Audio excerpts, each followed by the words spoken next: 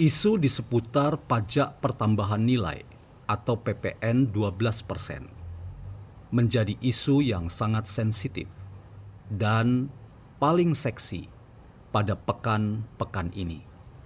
Paling tidak isu itu memperhadapkan antara Partai Gerindra dengan Partai PDIP.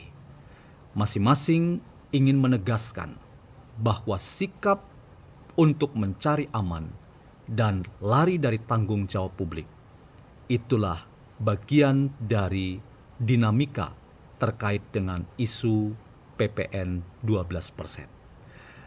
Kita juga sangat prihatin ketika lagi-lagi argumen para politisi menyerang Jokowi sebagai yang punya kepentingan langsung ketika keputusan PPN 12% pada waktu itu diputuskan di rezim pemerintahan sewaktu Jokowi menjadi presiden. Saya ingin mengajak kita untuk membangun sebuah narasi lain bahwa PPN 12% itu terkait dengan isu di seputar keadilan publik. Selamat datang dalam channel Meragukan Filsafat, sebuah channel yang sengaja dibangun untuk turut mengedukasi ruang publik virtual Indonesia dengan menawarkan alternatif berpikir dari lensa pemikiran filsafat untuk membaca fenomena sosial, politik, kebudayaan dalam konteks Indonesia kontemporer, tanpa berpretensi untuk menggiring opini kita mempercayai pandangan-pandangan dalam channel ini. Teman-teman, saling serang di antara politisi Partai Gerindra dan Partai PDIP menjadi bagian dari dinamika politik tanah air kita di seputar isu pajak pertambahan nilai sebesar 12% yang konon katanya akan diberlakukan pada 1 Januari 2025 mendatang.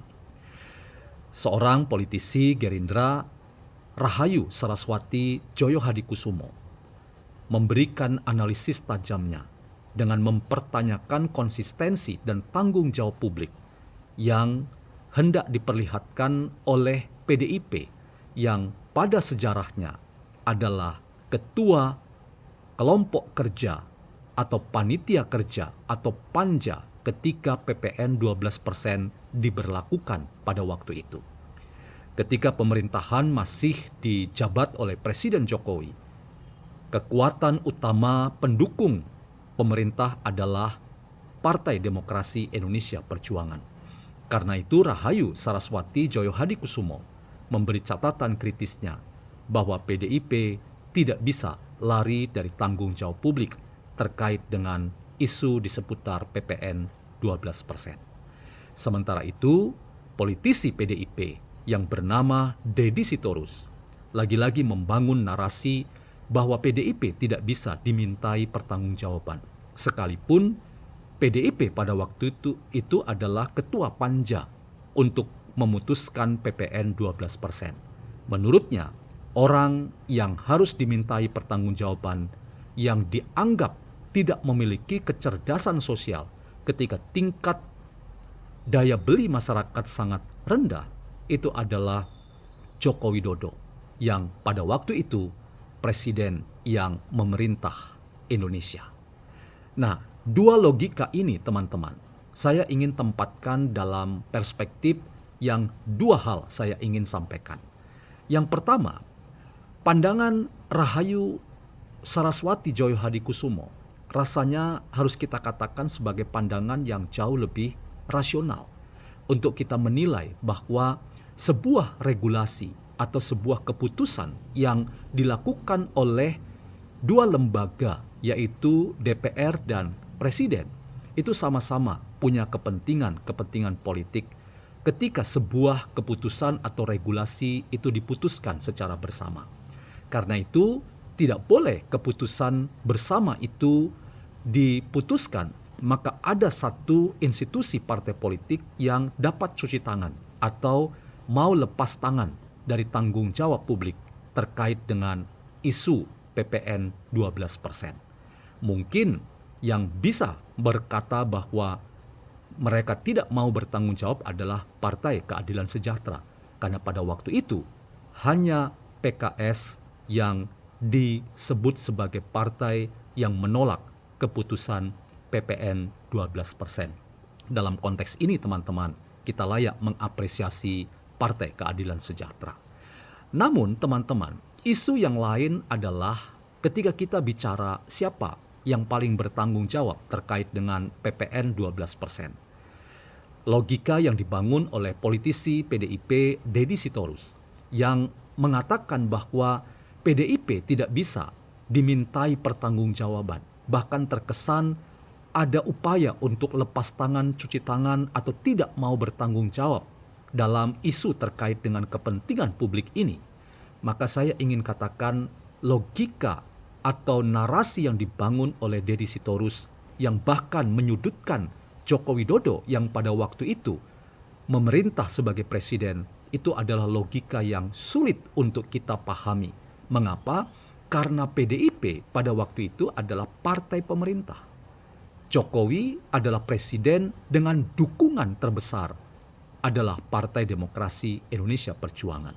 Karena itu, kalau kemudian PDIP ingin lepas tangan atau cuci tangan dan tidak mau bertanggung jawab terkait dengan keputusan pemberlakuan PPN 12%, itu adalah logika yang sangat sesat. Yang harus kita katakan, logika itu tidak menolong kita untuk mendapatkan pencerahan-pencerahan terkait bagaimana institusi-institusi politik di tanah air kita bertanggung jawab secara publik pada apa yang diputuskan secara kolektif dan kolegial. Isu lain adalah mengapa Jokowi kemudian selalu dibawa-bawa dalam narasi-narasi yang dimunculkan oleh PDIP dan secara khusus para politisinya. Ketika kita mengatakan bahwa dalam konteks PPN 12%, logika yang dibangun oleh Deddy Sitorus adalah menyerang Jokowi sebagai yang tidak punya kecerdasan sosial. Ini pun adalah sebuah logika politik dan narasi politik yang sangat membuat kita prihatin bahwa kelas dari para politisi kita itu adalah kelas yang lagi-lagi harus kita katakan suka untuk membangun narasi kambing hitam dengan mengatakan bahwa pihak lain, dalam hal ini Jokowi, diseret-seret sebagai pihak yang tidak memiliki kecerdasan sosial, terlebih ketika daya beli masyarakat itu semakin lemah pada saat ini. Teman-teman, saya ingin keluar dari polemik di seputar hal ini pada isu di seputar siapa yang paling bertanggung jawab atau siapa yang harus disalahkan atau siapa yang harus dikambing hitamkan. Lebih baik kita mengatakan bahwa isu di seputar PPN 12% itu terkait dengan keadilan sosial. Karena PPN 12% itu diarahkan pada kelompok sosial kelas menengah ke atas yang memang punya potensi, daya, dan dana untuk membeli barang-barang mewah. Kepada mereka, rasanya wajar jika negara, pemerintah meminta pertanggungjawaban sosial dan publik agar mereka membagikan, melakukan sharing pendapatan dengan diberi pajak yang wajar, agar pajak itu kemudian dipakai oleh pemerintah untuk menolong masyarakat kelompok sosial yang tidak beruntung. Jadi dalam konteks ini teman-teman, adalah sesuatu yang wajar ketika keputusan PPN 12% diputuskan di masa pemerintahan Jokowi, itu semangatnya adalah keadilan sosial dan keadilan publik. Karena itu, jangan partai politik tertentu seperti PDIP mau cuci tangan.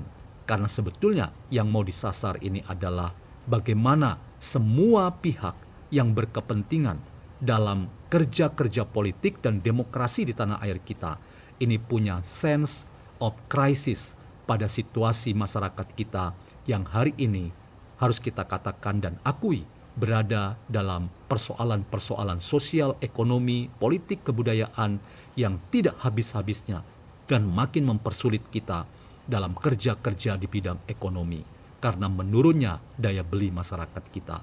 Justru apresiasi kita berikan pada politisi Partai Gerindra yang menyentuh tanggung jawab publik pada seluruh institusi dan para politisi yang pada waktu itu memutuskan bersama PPN 12% dalam bangunan konstruksi berpikir keadilan publik dan keadilan sosial yang disasar di balik isu pajak pertambahan nilai sebesar 12%.